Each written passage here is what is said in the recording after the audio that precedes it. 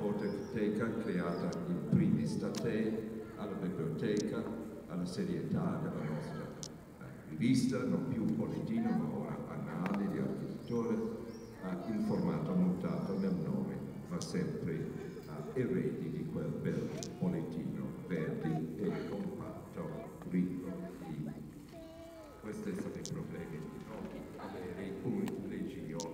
Grazie.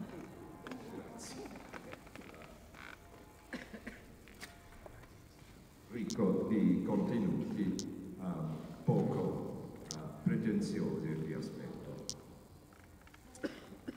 Poi ho continuato parlando dell'enorme lavoro della creazione del fototeca che adesso è allestito online, che può essere consultato, del lavoro della formazione della biblioteca, l'arricamento della biblioteca dalla Raccolta Cappelletti con meravigliosi libri antiche edizioni di Palladio e via dicendo.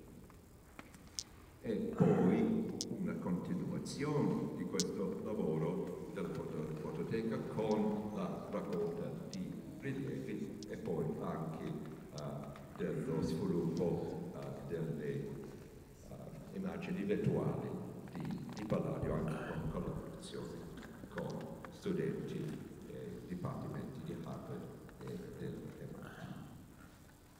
Un sforzo anche di Renato Cevisi nel campo della conservazione, con battaglie, con polemiche, con articoli sulla stampa, con pressioni sull'opinione pubblica, sulle istituzioni e anche consigli ai proprietari palladini, portando effetti benefici a Palazzo Chiericati, alla Villa Calzotti, e salvando anche dalla rovina veramente uno dei capolavori di Palladio, la Togliano.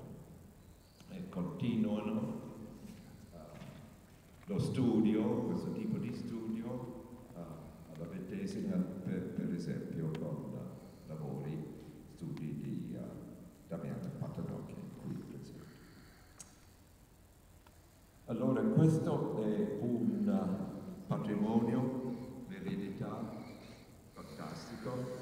Cerchiamo qui al centro, chi lavora qui in modo permanente, consiglio scientifico, direttori e tutto il meraviglioso personale del centro, insieme con quel pubblico vicentino ma anche italiano e internazionale, di persone che hanno frequentato i corsi, che hanno visitato noi in questa sede per ragioni di studio o per imparare più di Palladio visitando la creazione dei tempi più recenti del Museo Palladiano. Quindi ci sono moltissime ragioni per ricordare e ringraziare Renato Cevisi in questa occasione ogni giorno.